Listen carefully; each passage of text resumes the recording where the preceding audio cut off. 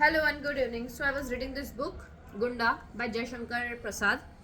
बहुत छोटी बुक है, मतलब 12 पेजेस की है. अब सिर्फ 12 पेजेस की ये किताब, ठीक है. और मैंने इसको अमेजन से ऑर्डर किया था. मुझे शायद 85-87 रुपीज़ समथिंग में मिली थी. I just wanted to read this. मुझे पता नहीं था कि सिर्फ एक ही चैप्टर है, मुझे बात पता नहीं थी. पर I was thinking may be it will be more of type novel type का कुछ होएगा, थोड़ा बड़ा. बट ठीक है, छोटू सा है, 12 पेजेस की किताब है.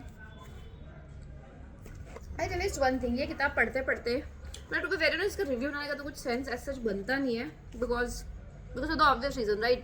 क्योंकि अगर तुम कोई बड़ी किताब पढ़ते हो तो तुम्हारा एक पर्सपेक्टिव बनता है and all that. But still there are couple of things I wanted to mention. It is one thing, जो भी हिंदी की राइटिंग है, I realised they are little bit more difficult to understand.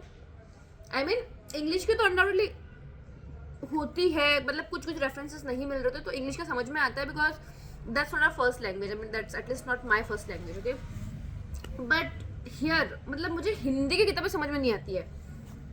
पता नहीं कुछ ऐसे अजीब से वर्ड्स यूज कर रहे होते हैं ना, लेकिन कि मैं क्या भी तुम्हें समझ में नहीं आता है. और खैर किताब हिंदी हो या इंग्लिश हो, मेरा फेवरेट पार्ट जो है, okay I am going to do something bad, just give me a second. Yeah sorry that was chewing gum. Okay, so what I was saying is, जो मेरी फेवरेट चीज़ है वो कोई भी किताब हो, उसका जो फेवरेट जो मेरी चीज़ होती है ना, वो डिस्क्रिप्शन होता है. मतलब है ना, जब किसी कैरेक्टर को इंट्रोड्यूस करवा रहे होते हो, तो जैसे कि ये जो किताब है गुंडा, इसके अंदर जब गुंडा को जो इंट्रोड्यूस कर रहे तो उसमें बहुत सारी लाइन्स है. उसमें से एक लाइन ऐसा लिखा हुआ है कि उसकी चढ़ी मूछे बिच्छू के डंक की तरह देखने वालों की आंखों में चुभती थी. बस like wow, now that is something. Okay, so that was like.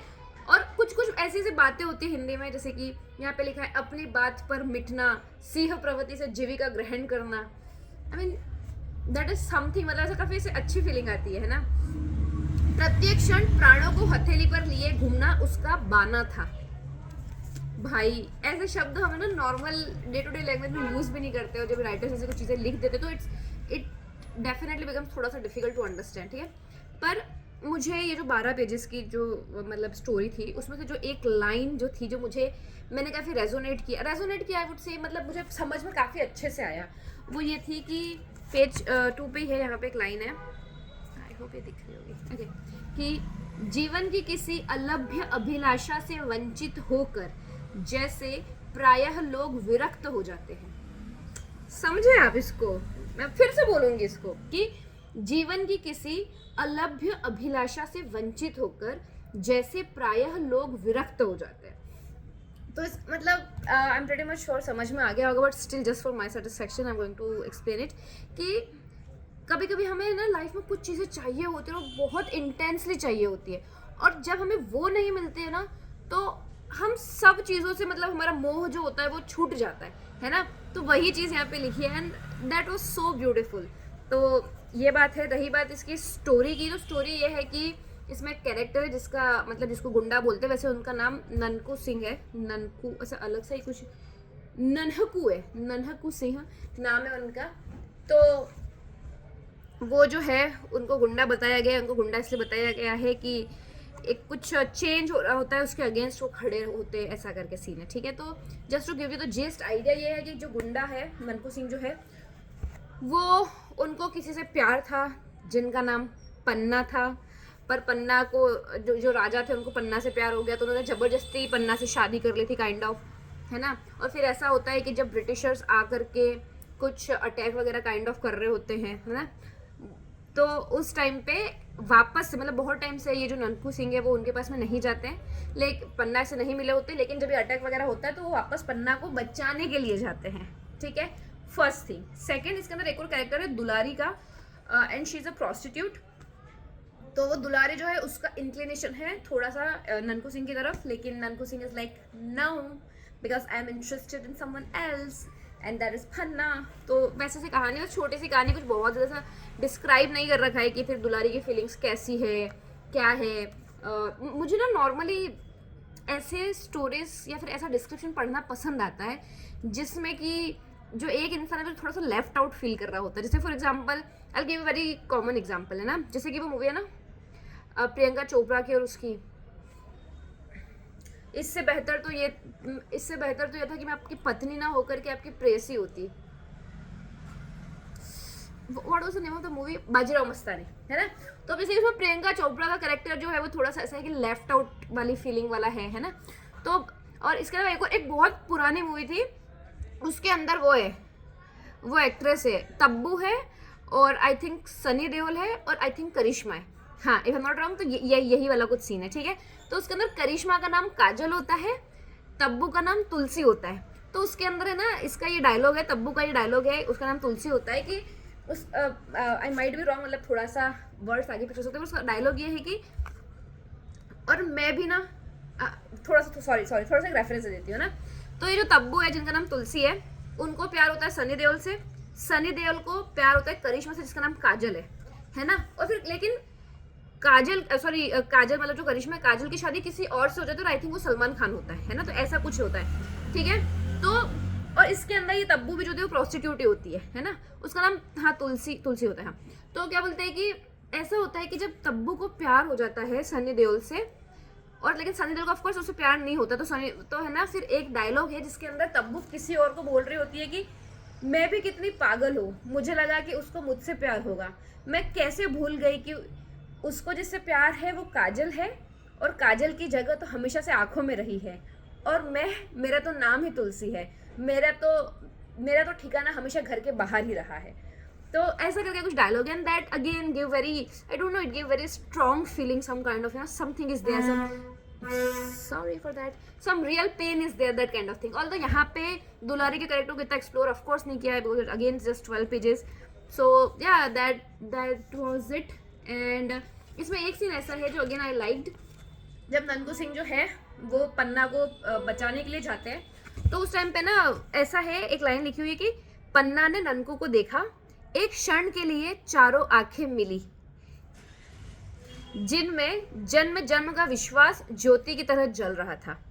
Okay, अब ऑफकोर्स पढ़ने में थोड़ा सा रोमांटिक लग रहा है तो अच्छा लगेगा, but to be honest I am not the believer of this kind of love. I mean I don't believe in कि अगर तुम्हें कोई एक इंसान छोड़ के चला जाए तब भी तुम्हें उसका वेट करते रहना चाहिए। I mean you should move on. अगर तुम मूव ऑन नहीं करते हो तो शायद तुम्हारे मन में सामने वाले के लिए कुछ ग्रजेस डेवलप हो जाए जो कि एट फर्स्ट प्लेस नहीं होने चाहिए थे। So that's what I think, but या दैट्स ऑल। मेरे को पता है, मैंने सोचा था कि 3 मिनट का हार्डली वीडियो में बनाऊंगी और I just upload it as a short, but खैर अप्रॉक्स 8 मिनट हो गए। सो यार अपलोड इट लाइक दैट। बहुत छोटी सी बुक है, I have to start something new. Next I want to read maybe Mannu Bhandari और Harishankar Parsai. Oh I want to read Harishankar Parsai. उनकी राइटिंग में जो कटाक्ष है Harishankar Parsai, if I am not wrong, Hindi में एक चैप्टर था प्रेमचंद के फटे जूते, वो हरिशंकर परसाई ने लिखा था क्या? Let us check. तो पर वो जिस किसी ने भी लिखा हो, भाई साहब, that chapter is one of my favourite. मतलब हिंदी की टेक्स्ट बुक्स, इंग्लिश की जो टेक्स्ट बुक है उसमें जो भी चैप्टर्स वगैरह होते थे उनका तो एक अलग ही लेवल होता था। एक मन्नू भंडारी का वो चैप्टर था गिल्लू गिल्लू गिल्लू करके, वो बहुत प्यारा था। जैसे बहुत सारे थे। I really have to check this कि प्रेमचंद के फटे जूते किसने लिखा।